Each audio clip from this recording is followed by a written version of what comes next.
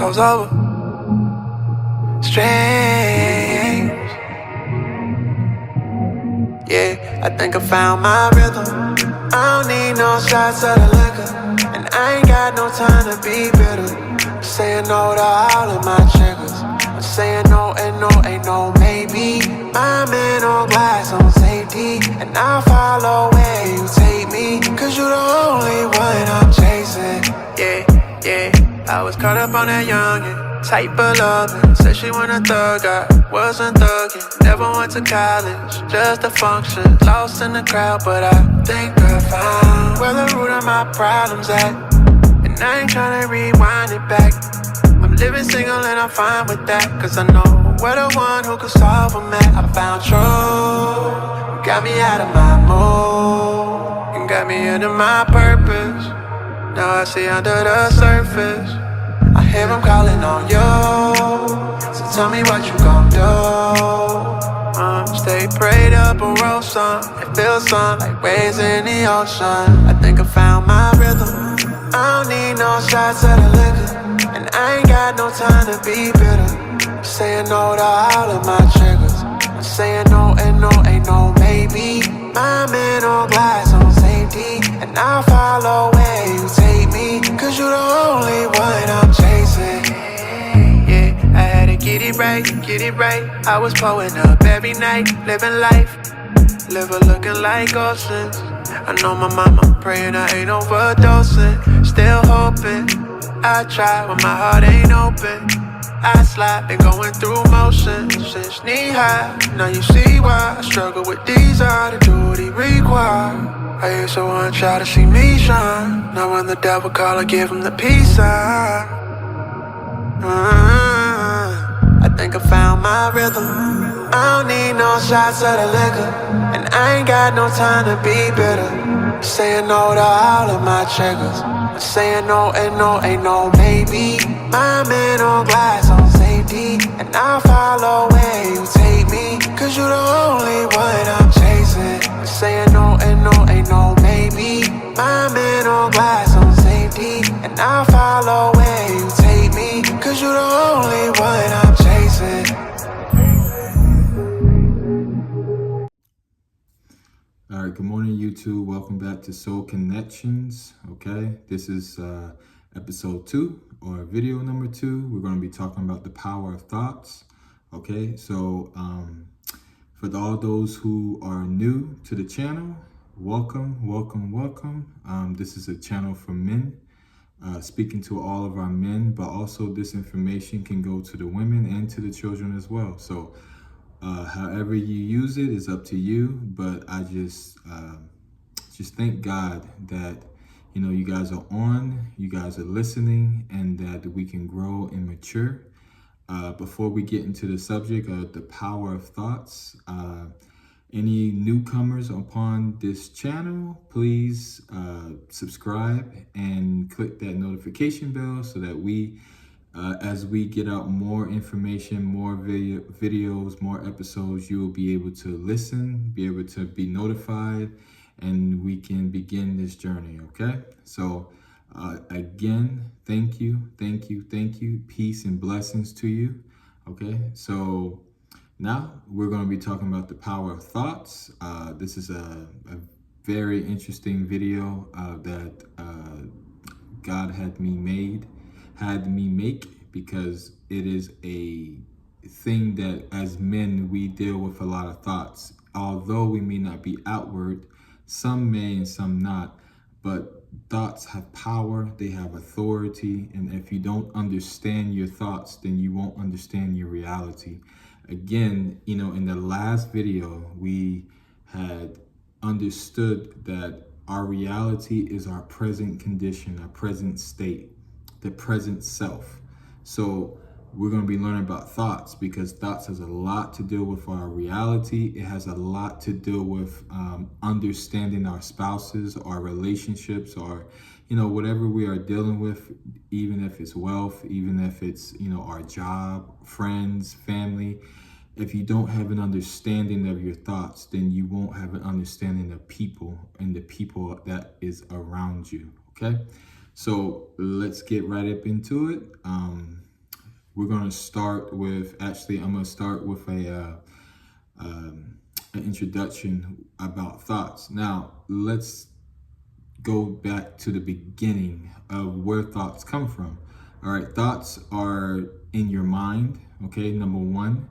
And number two, thoughts are actually in your heart too. And I know that a lot of times we think that our heart is where we feel and our heart is where our emotions are, but that's actually not right. Because if you think about your heart physically, it's beating, all right? It transitions between old and new blood, and it's sitting right there on your heart, right? Or I'm sorry, over here. So, the heart physically is different from the heart spiritually. A spiritual heart actually has thoughts. And we're going to actually see this thing through, okay? Because it can be like, wait a minute. But as men, we have to understand this, because no matter what we do, no matter who we face, we're going to face their thoughts. We're going to face their perceptions, their opinions. And these are things that we have to deal with as men, because we are led by understanding. We are not led by our pride. We are not led by, our knowledge. We're not led by anything but understanding, because even if you have knowledge, if you don't have understanding, that knowledge is empty, is void, and is useless. You need understanding in all things, okay? So in 3 John, John begins to have a revelation about the soul. He said, the body can prosper as the soul prospers. Okay, so let's go to 3 John right quick. We got a lot of scriptures we're gonna cover today, but by the grace of the Lord Jesus, we're gonna get through all of them. Okay, hopefully all of them. Okay, so 3 John verse 2, sorry. It says, "Beloved, I pray that you may prosper in all things and be in health, just as your soul prospers." He says that you may prosper in all things and be in health, just as your soul prospers. So what does that mean? That means that your soul, all right, your body can never succeed. It can never be in good health if your soul, the condition of your soul, is not prospering. Okay, your soul needs to prosper. Now, what is your soul? Your soul is your mind, your will, and your emotions. Okay, your mind, meaning your thoughts, your will, your decisions, and your emotions, your feelings, right? So in that, your soul has 3 different things that it does, okay? But today we're going to talk about the mind, the thoughts, okay? And like I told you earlier, your thoughts are not just in your mind, but also in your heart. So if your heart has thoughts, what does that look like? And why is that important? It's very important, because when you understand the placement of thoughts, when you understand the functionality of your soul when it comes to thoughts, then you will begin to understand how you proceed, in life, in your reality, in your relationships. Because let's be honest, when you communicate with, your spouse, or you communicate in with a person in general, that person has thoughts. You have thoughts. And because you two have thoughts, those thoughts actually go into what? Words. And then those words, when you begin to speak, now, depending on the emotion that is in that present time, will depend on the words that you use. Your words are not used based off of your understanding. It's used based off of your emotions, and that's totally wrong. When your words are infused with emotions, that means you have lost control. It means you lost control, because your words, even though your emotions are good, you can actually contaminate your words with your emotions, like anger, right? When I'm angry and I'm speaking in anger, most of the time, yes, you may be speaking some truth, but if you look at the source of your words, it's coming from a bad place. It's coming from an evil place. Evil not meaning like like the devil or something, but evil meaning that it's not coming, is not in a place that is pleasing to the Lord. Okay, so let's turn over to Proverbs. All right, chapter 23, verse 7. I have my notes here. We're gonna get right into this, right? So Solomon says something interesting. He says, "For as he think not in his mind, in his heart." That's very interesting. Why would Solomon, a man of wisdom, a man that God gave all wisdom to, he said that your heart, your thoughts that you think in your heart, not in your mind. So, and then he says, so is he, meaning his reality. Whatever you think within your heart, that is your present state. That is your present condition. Okay? So what that means is, now you got to understand the mind and the heart. Okay? And I'm going to explain it in a way that can be very, so that it can bring some understanding before we move forward. The mind is what? That's the place that you become aware. Okay, it's your awareness, your consciousness. Okay, now your heart is what I call a storage. Okay, it's the place, it's your unconscious mind. Even in the medical field, they even said that they begin to believe that the heart is the unconscious place, the unconscious part of your mind. Even though when the Bible talks about the mind and the heart, they're both talking about the same thing. But one is the conscious place and one is the unconscious place. Your heart is the unconsciousness, and meaning what you're not aware of. And then your mind is the consciousness, meaning your awareness. That means you are very aware what's up there. So I'm aware that I'm awake, right? So that's your mind becoming into action. You are aware of something. Okay, so now, when you have that understanding, the heart, right, is actually where your most focused thoughts go into. And I'm going to show you why. And then the mind, like I said, it's awareness. So you know it's there. You know those thoughts are there. It's not like it's been some time and you don't know. You're aware of the thoughts, the emotions, your decisions. You're aware of a lot of those things because of the consciousness of your mind. Okay. Now, when in John, right, in 3 John, he says that, to prosper and be in health, even as your soul prospers. So number one, okay, your thoughts control your body. Okay. Your body is under the subjection or submission of your mind. Okay, because that's why Solomon says, as you think within your heart, so are you. Meaning your body, it was designed that your body would be under the command of your mind.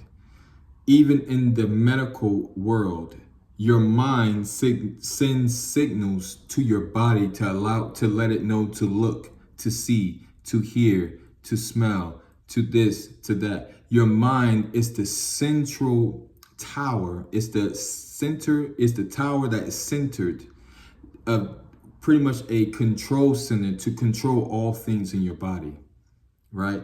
So your body is under the command of your mind. So if your mind is under confusion, you're going to begin to walk in confusion. If your mind senses that you are sad, then, or not sense, but if your mind says, hey, I'm sad, then your body begins to respond in sadness. Okay, so your body is under the control of your mind, and we're going to read about that in Romans 7 because Apostle Paul gives a very deep understanding of that revelation. Okay, so now going forward, now the mind, right, which is a very interesting thing that God has created that we may have and to use and to function correctly. Now, what are thoughts, right? thoughts, when I think about thoughts, you think, oh, hey, I'm thinking this, or hey, I'm thinking that, or whatever the case may be. But as a man, thoughts is information. Your thoughts is information that you have received. Now, I'm gonna give you something that's gonna challenge your way of thinking and challenge the way you perceive it. If your mind receives it, because it controls your ears, it tells your ears, hey, listen to that information. Your mind is the receiver, but your heart is a decoder. Your heart is a decoder. Why? Because in the Bible, God says this. He says, your mouth speaks wisdom, but your heart is established in understanding. Your heart must be established in understanding in order for you to speak wisdom. So no matter what your thought is, right? Those thoughts are decoded from in the bosom of your heart. So your heart decodes the information from your mind, and then from that decoding, you begin to speak. So your words are based off of the understanding of your heart. Okay, this is where your heart becomes very, very, very important. If your heart spiritually is in confusion, then everything, all the information is going to be decoded from a place of confusion, not of a place of peace. If you have peace, if you understand this, then whenever you are in a place of peace, when someone's talking to you, you don't get offended, you don't get angry, you don't get none of that stuff. It's like, oh, okay, I understand what you're saying. Yeah, that's good. You know what I'm saying? I like the way that you had told me that. So let me ask you this. You said this, and see, you're talking in a place of peace. Why? Because your thoughts were decoded from a place of peace. Your heart. Your heart. That's why in the Bible in Philippians, he said that he said, and the peace of God may guard your mind and your heart, right? So the peace begins to guard your mind and your heart. Why doesn't it guard your eyes? Why don't it guard your mouth? Why don't it guards your body? It guards the most important place of your soul, which is your mind. Your decisions, your will comes from your mind. Your emotions come from your mind because of the information. And then when that information goes to your heart, which is the storage place, from that storage, your heart begins to decode the information that the mind gives it. And then when you speak based off of the understanding of what you have of that information. Okay, so let's continue on. Now, your thoughts create your present reality, which we know, right? So now, your heart, right? Your mind is is where you receive. Now, number two, your heart not only is a decoder, but it's the place of meditation. So when you're sitting there meditating on let's say you're meditating on your future, right? Your heart is where the central focus of your thoughts go to. So whatever you are thinking within your heart, it becomes the reality, not within your mind, but within your heart.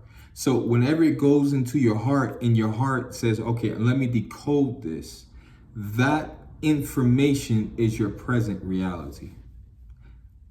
That's, in a nutshell, meditation. Meditation is from the place of the heart. How do we know this? Let's go to Isaiah, chapter 14. I'm going to show you something from the place where God gives an example of Satan, okay? And I'm bringing it up to show you something, because it's a very powerful revelation that God had really given me. Okay, so Isaiah chapter 14, verse 12 through 15, all right? So, all right, this is talking about the fall of Lucifer. He says, starting at verse 12, how you are fallen from heaven, O Lucifer, son of the morning, how you are cut down to the ground, you who weaken the nations. Verse 13, for you have said in your heart, now listen to this. Listen to this. He said, for you have said, you spoke in your heart. This is what I was just telling you about the heart. Your heart is a decoder. So the understanding in his heart had a voice. And then it says, I will ascend into heaven. This is what Satan's saying in his heart. I will ascend into heaven.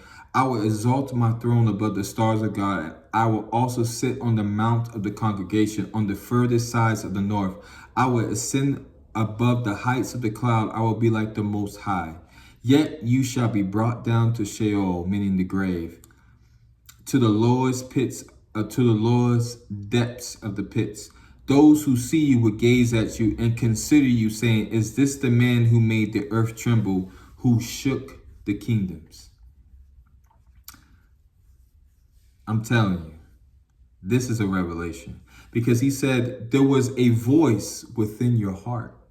Why? Because the information from what you received that became your thought, you meditated, because those thoughts that you have, when you meditate, it goes to your heart storage, where the place of decoding begins. You decode from the place of understanding, right? So understanding, to decode something is to understand it.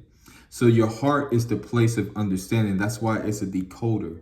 So in the place of your heart, in that place, Satan began to exalt himself more highly than God, pride. And God saw that.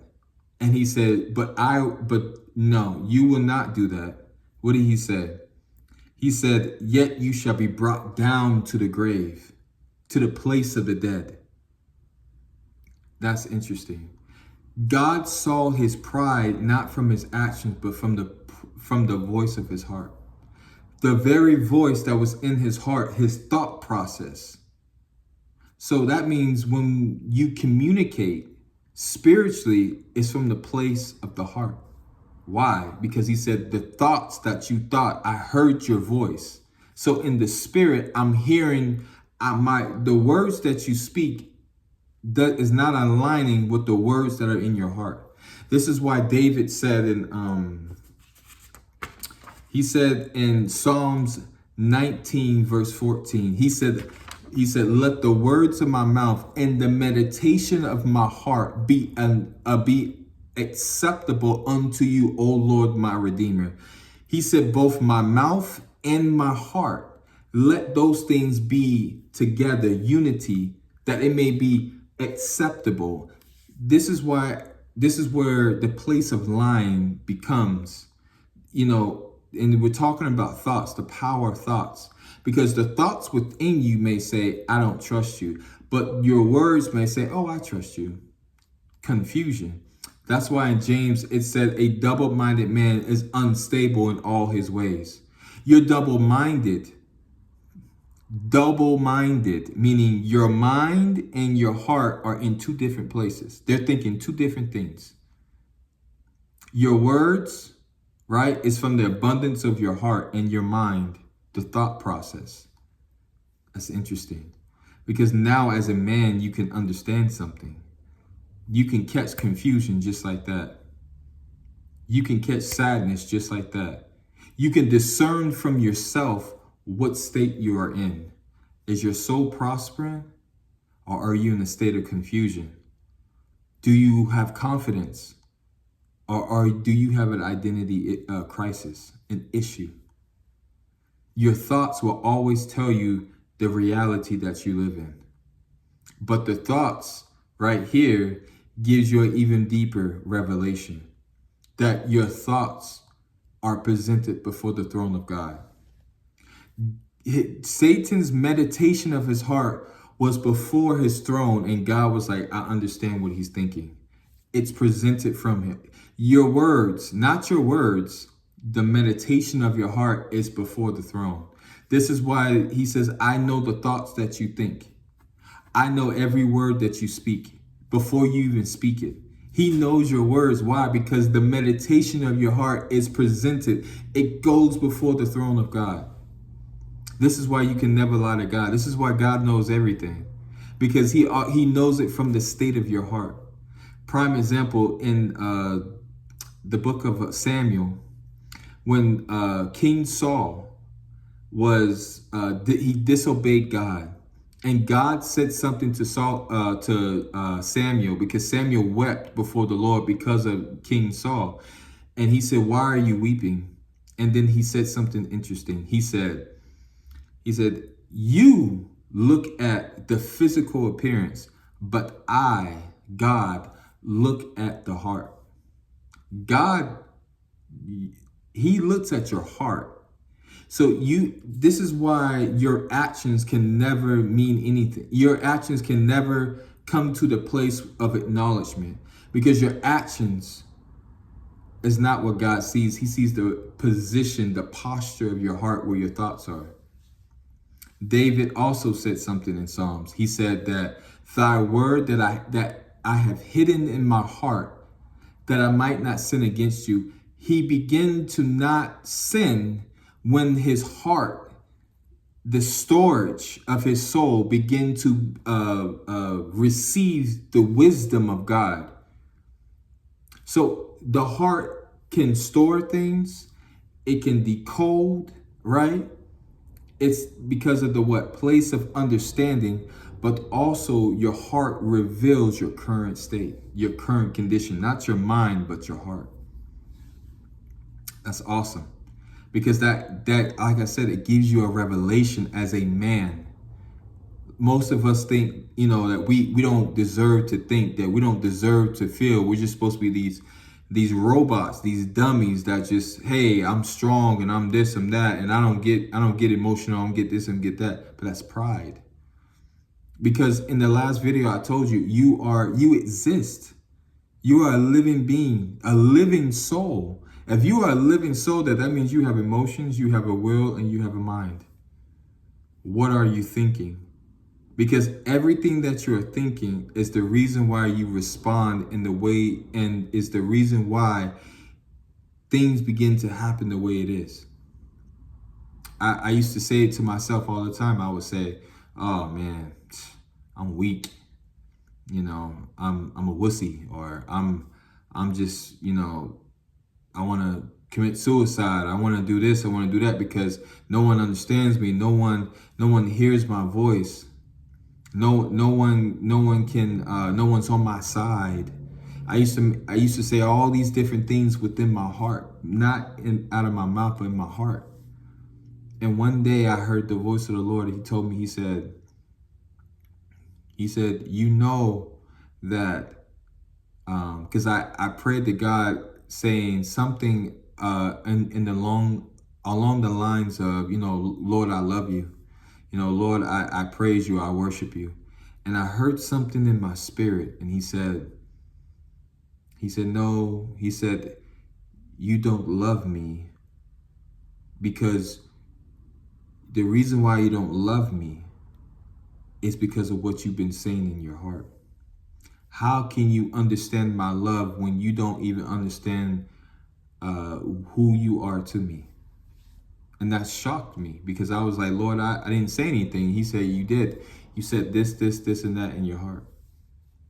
He said, I heard your voice in your heart.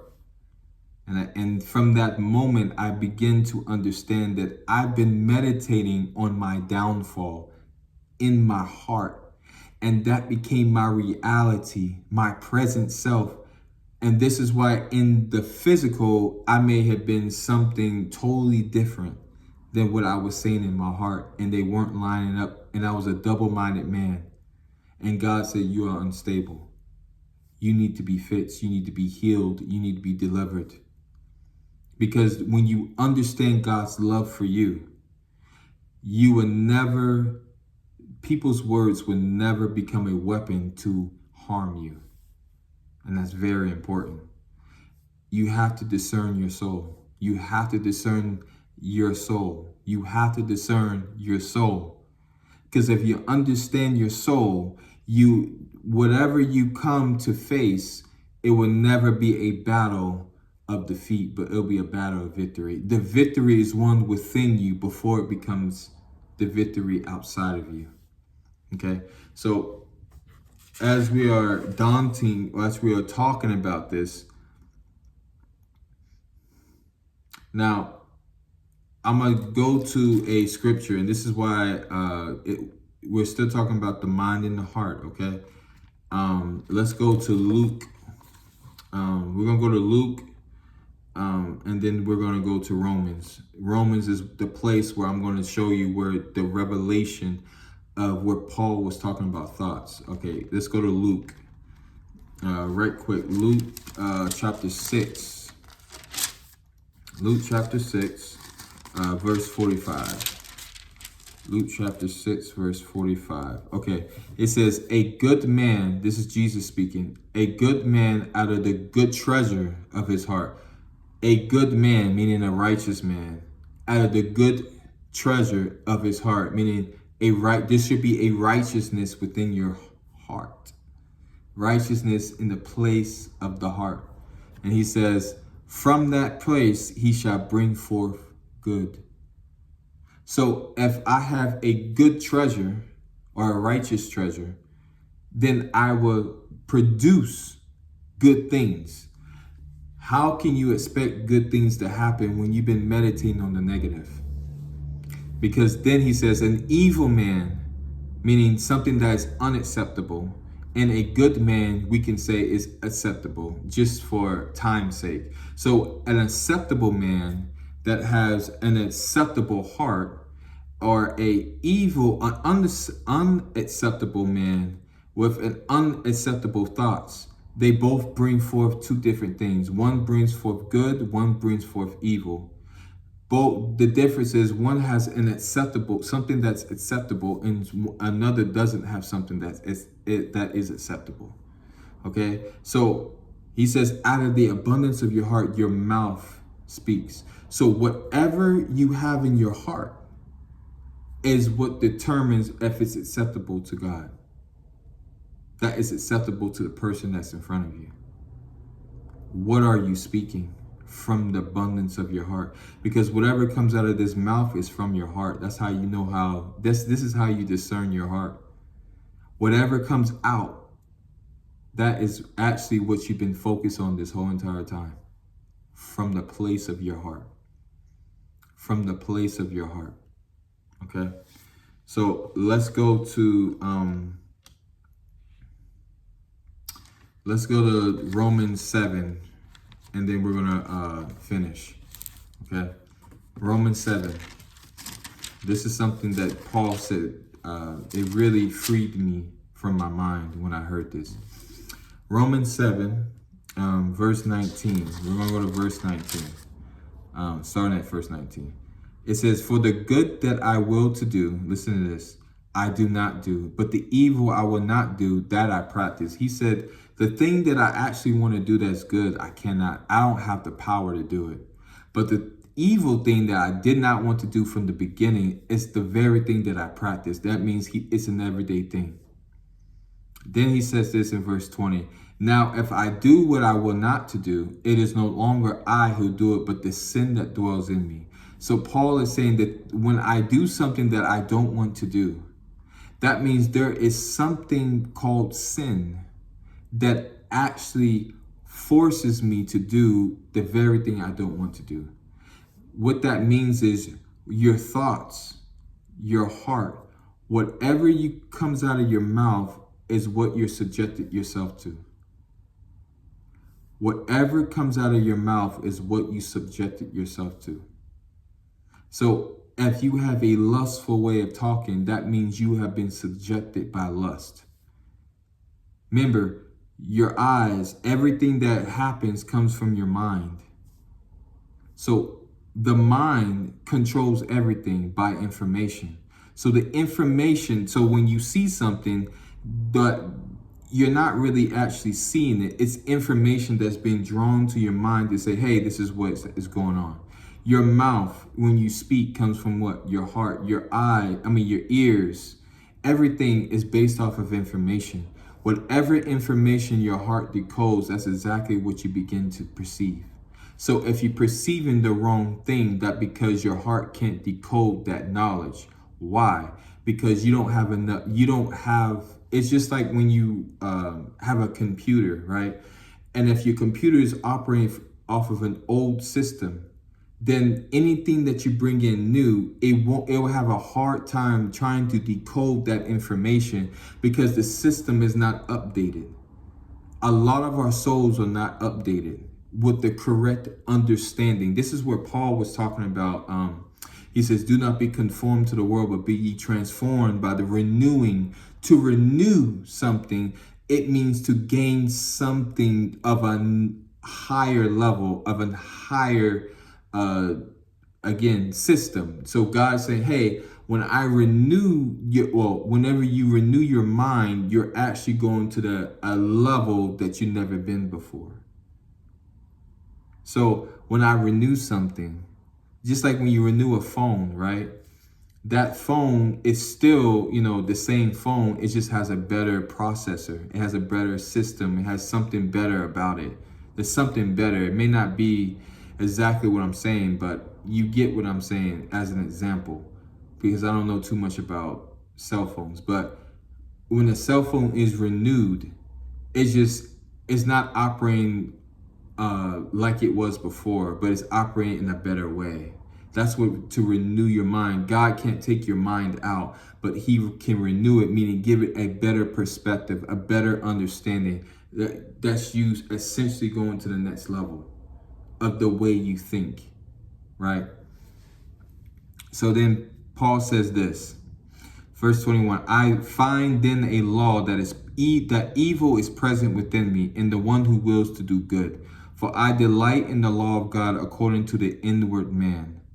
But I see another law in my members, warring against the law of my mind, bringing me into captivity to the law of sin, which is in my members. So he says sin is actually inside your body. Sin is not an action. It's actually in your body. It's a nature that you carry. Okay. So he said there's a law of your mind and the law of sin that wars against each other. They war against each other. So that's why the war is not, this is where issues become simple. The issue is not the person. The issue actually started within you. Jesus said something, interesting. He said, what defiles you is not what comes out of you. It's actually your defilement started within you. The battle is within you. So when someone eats something unclean, it's because they desired something unclean because they're unclean themselves. You're not just unclean because you ate something, you looked at something. You was already unclean before you did it. This is your thoughts. Your thoughts started thinking unclean, so your reality became unclean. This is why Jesus said what he said. This is why he said what he said. Because you defile yourself before you even produced anything, before you bared anything, before you even took any action, the way you looking, or the way, looking at another woman, or you looking at pornography or something like that. You were already unclean before you even did it. You were already meditating on it before you even did what you did. This is why actions come from the place of meditation. You meditated on it first before you even produce an action. The place of meditation is a very powerful place, but used incorrectly can invoke certain things that will cause you a lifetime of pain. Your reality comes from your thoughts. The war is within you. The war is not outside of you, it's within you. So if you win the war within, then the war out of you will be victorious. Your victory is won within you before it becomes outside, the manifestation physically. So whatever manifests physically is a manifestation or the result of something inside of you. So this is a good discussion about thoughts. I pray that you would take the information very, let it be your central focus for this week, because your thoughts are very important. Allow yourself to renew your mind, that your thoughts may be above and not beneath. Philippians 4:8, it says, he tells you what to meditate on. He says something that's good, noble, honorable, integrity, all these different things. Read Philippians. Actually, we'll read it right quick before we close. Philippians 4:8, and this is the place of meditation. This is what you're supposed to be meditating on. So it says this: finally, brethren, whatever things are true, whatever things are noble, whatever things are just, whatever things are pure, whatever things are lovely, whatever things are good report, if there is any virtue, if there is anything praiseworthy, meditate on these things. He gives you a list of what you should be meditating on. You're not meditating on what they said to me. You're not meditating on, oh, look at them thinking they all that. You're not meditating on garbage. Because if you meditate on garbage, you're going to eventually begin to react and respond in garbage. Respond according to these things. What is true, what is noble, what is just, what is pure, what is lovely, what is of good report, a good report. How is it a good report and you talking down about your spouse? How is it a good report if you're talking about someone who, that is homeless, or somebody who, acting up based off of the drugs that they're induced with? God said, meditate on these things. Meditate on these things. And your soul will begin to prosper and your mind will begin to renew. It's not an easy place, because our minds were programmed based upon sin and of the world. But Jesus says, I didn't call you to be in the world, but to come out of the world. Come out, meaning come out of that system, come out of that information, come out of that behavior, come out of those words, come out of that mentality, and come into the mentality of the Lord Jesus. Meditate on Jesus. Stop meditating on things that are unacceptable in His sight. Begin to walk based on you, and you walk acceptably when your mind, your soul, when your mind, the information that you receive goes to the decoder, and your heart begins, that is established in understanding, decodes that information. The acceptable. What is acceptable? I just told you. These are things that we need to meditate on, so that as we move forward, we're not moving forward in contamination. We're not moving forward corruptible. We're not moving forward, in many different evil ways, unacceptable. But we move forward in righteousness. We move forward in holiness. We move forward according to the words of the Lord Jesus. David, one last thing, David said this. He said, the entrance of your words is light. When you read His word, and when God begins to talk to you, He talks to you through the essence of light. Light meaning clarity. The reason why we don't have clarity in our life, because we can't hear. He said, my sheep will hear me, and my sheep will know my voice, and they will hear me, and I will know them, and they will know me. Do you know the Lord Jesus? How can you know Him if you never heard His voice? How can you say you know Him and you don't walk according to His ways? We need to renew our minds as men, so we can stand strong, valiant, so that we can stand confident, so that we can stand as Jesus stood for the church. Thank you for coming on to my channel. God bless you. May His peace, may His love, I pray that His love will invade each and every one of your hearts. And I pray that He would intercede into the minds of not only you, but those around you, that you may begin to walk in peace, that you may begin to walk in the true revelation of who God says that you are. Let your reality be not of what you're experiencing, let your reality be what God said about you. Learn his voice. Know what he wants you to do. Learn what he sees in you and sees of you. And your life will begin to change. God bless you, and I'll see you guys next time on the next episode.